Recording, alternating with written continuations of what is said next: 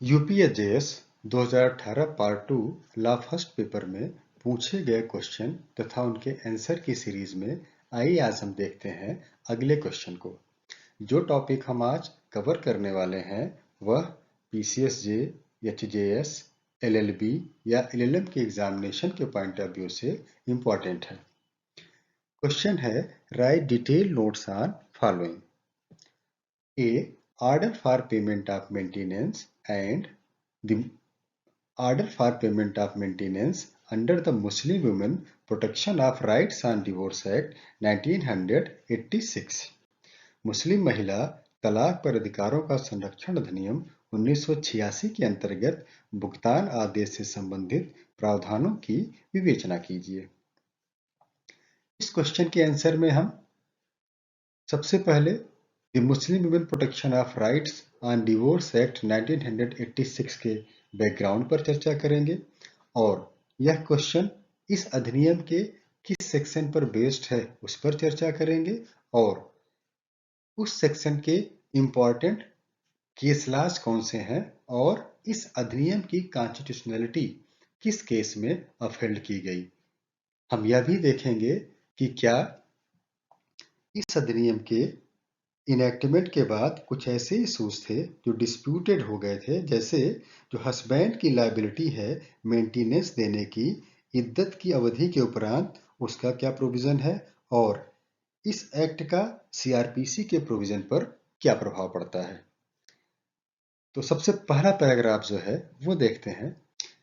The act came into existence after pronouncement of the Shahbano judgment by which right of maintenance of divorced Muslim women by her husband had been extended beyond iddat period। यह अधिनियम शाहबानो के verdict के बाद आया जिसमें मुस्लिम महिला के पति के भरण पोषण करने का दायित्व अपनी तलाकशुदा पत्नी के संबंध में इद्दत की अवधि के पश्चात तक बढ़ा दिया गया था। The judgment evoked debate and controversy on the Muslim women's right to claim maintenance after divorce. It ultimately led to the enactment of the Muslim Women Protection of Rights and Divorce Act 1986. As per Section 2A of the Act, divorced woman means a Muslim woman who was married according to Muslim law and has been divorced by or has obtained divorce from her husband in accordance with Muslim law। इस act की section 2 जो definition class से संबंधित है, section 2A के अनुसार विवाह विच्छेद डिवोर्स्ड वुमेन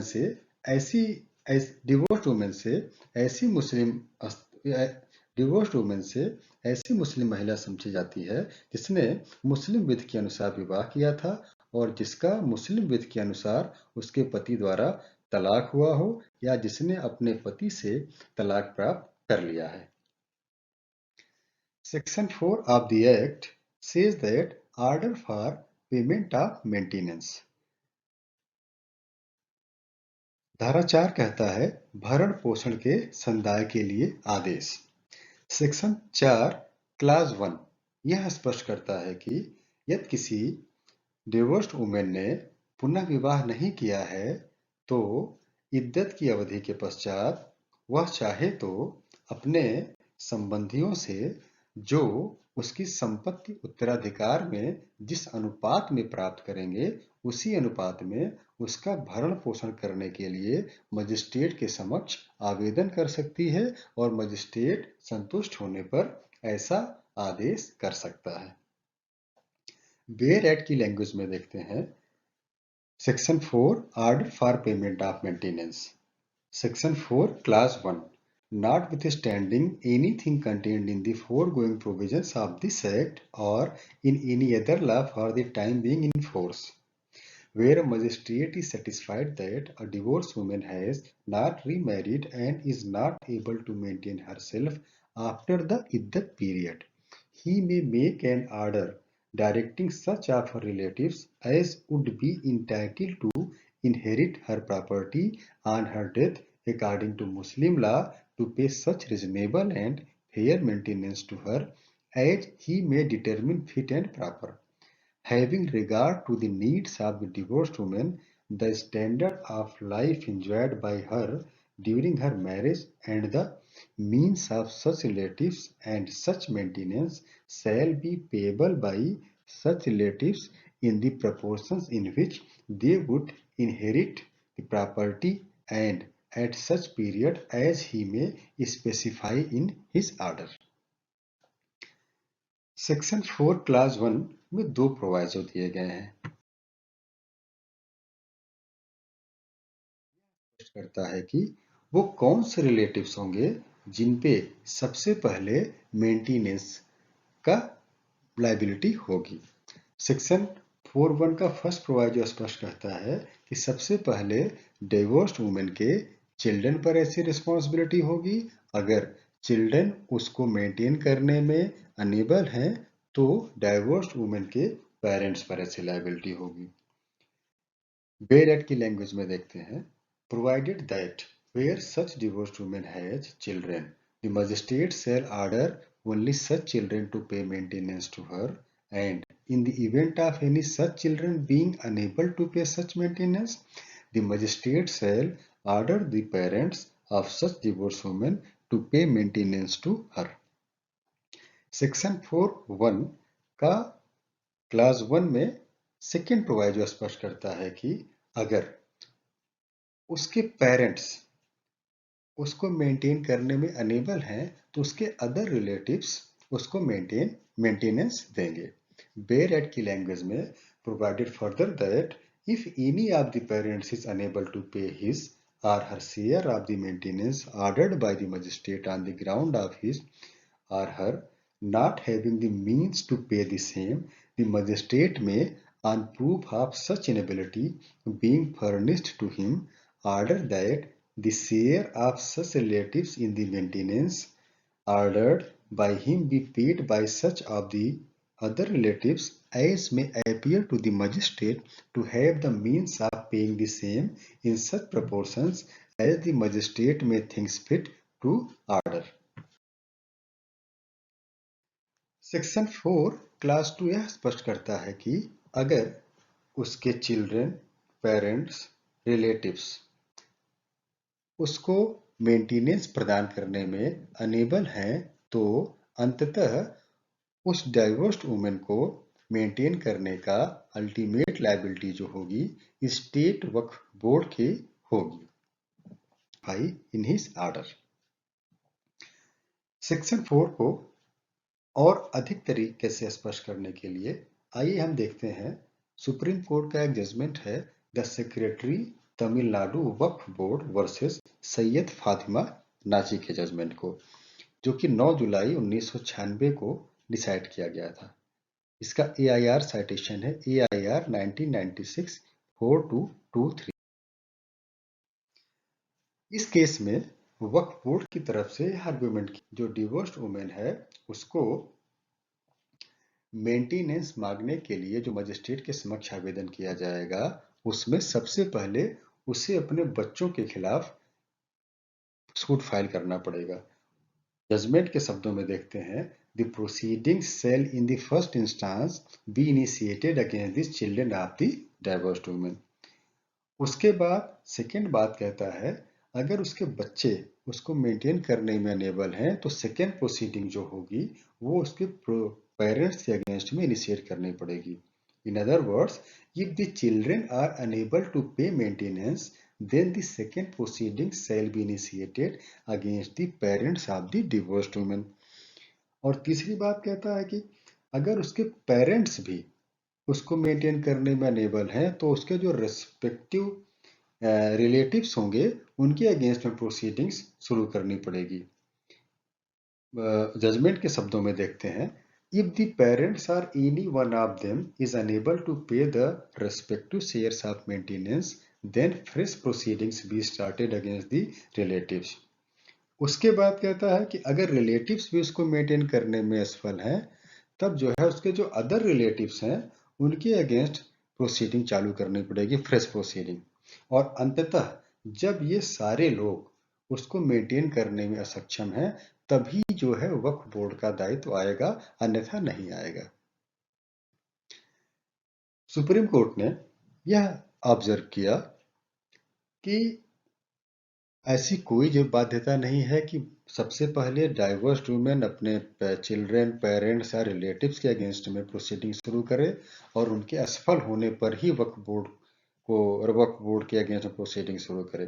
सुप्रीम कोर्ट का यह कहना था कि डाइवर्स्ड वुमेन डायरेक्टली वक्फ बोर्ड से मेंटेनेंस की डिमांड कर सकती है। हाँ, वक्फ बोर्ड के पास ये राइट रहेगा कि वो यह साबित कर सके कि जो उसके पेरेंट्स हैं, चिल्ड्रंस हैं या रिलेटिव्स हैं, वो उसको मेंटेन करने में सक्षम है।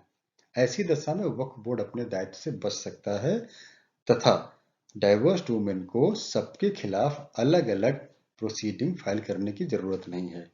सुप्रीम कोर्ट के वर्ड में देखते हैं, In our considered view, C मतलब divorced women would be entitled to plead and prove such relevant facts in one proceeding as to the inability of her relations aforementioned, maintaining her and directing her claim against the state Waqf board in the first instance. It is, however, open for the state Waqf board to controvert that the relations mentioned in the provisions or some of them have the means to pay maintenance to her. आइए अब हम देखते हैं 1986 के अधिनियम का section 3 जो यह स्पष्ट करता है कि महर और other properties of Muslim women to be given to her at the time of divorce. Basically section 3 महर या मुस्लिम स्त्री की अन्य संपत्ति देता है। उसमें यह दिखाई देता है कि जो डिवोर्स्ड वुमेन का हस्बैंड है वो उसको इद्दत की अवधि तक मेंटेनेंस देने के लिए प्रावधान किया गया है सेक्शन 3 में। सेक्शन 3 क्लास 1A देखते हैं इसके संबंध में। रीजनेबल सेक्शन 3(1) यह स्पष्ट करता है, notwithstanding anything contained in any other law for the time being in force, a divorced woman shall be entitled to a reasonable and fair provision and maintenance to be made and paid to her within the iddat period by her former husband.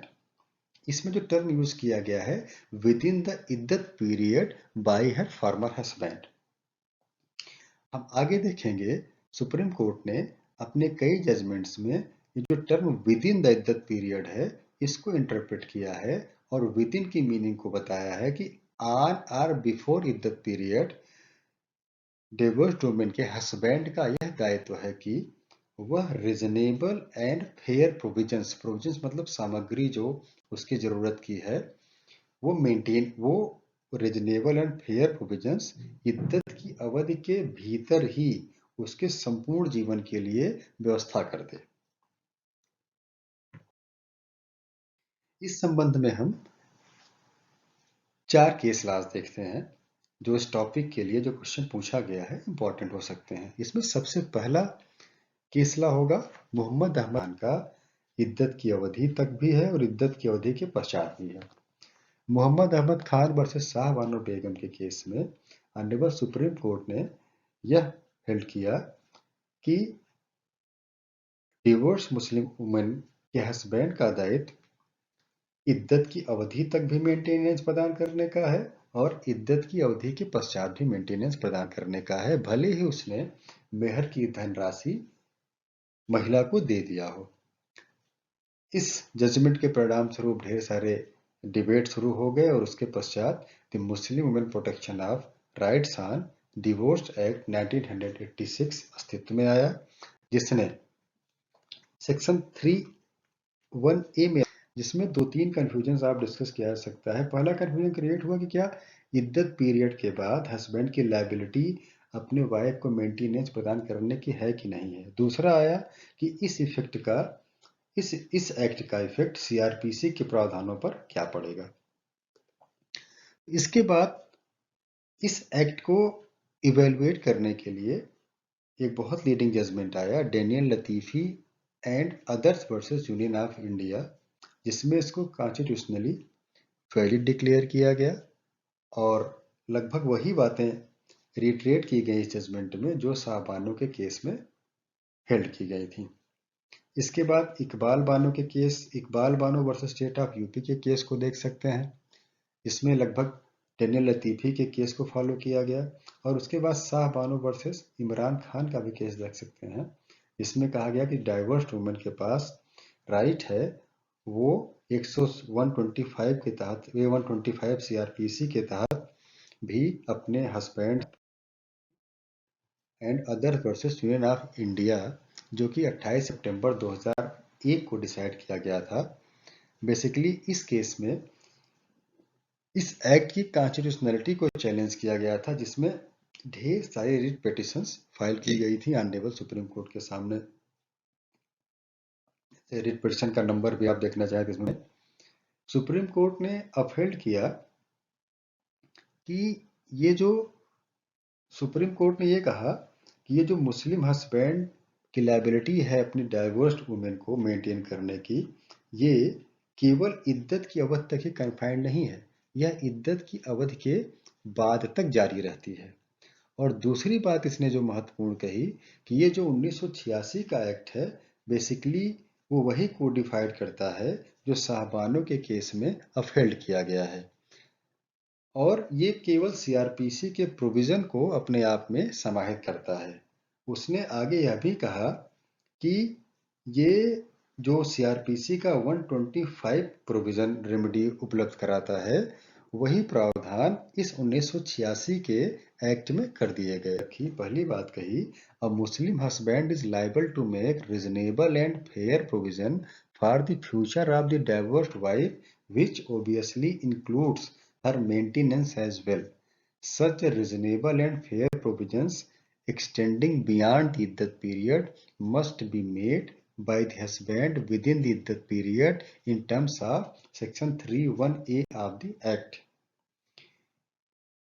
जो divorced women का husband है वो इद्दत period के भीतर ही उसके संपूर्ण जीवन के लिए एक लमसम अमाउंट इकट्ठा करेगा और उसके संपूर्ण जीवन के भरण पोषण की व्यवस्था करेगा इद्दत पीरियड के भीतर। इस टर्म को विद इन इद्दत पीरियड को इंटरप्रेट करते हुए सुप्रीम कोर्ट ने ये बात कही।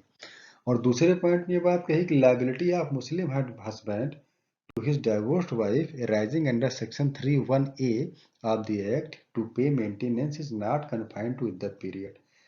और सेक्शन 31A के अंदर जो उसकी लायबिलिटी है मेंटेनेंस देने की वो केवल इद्दत पीरियड तक की नहीं है।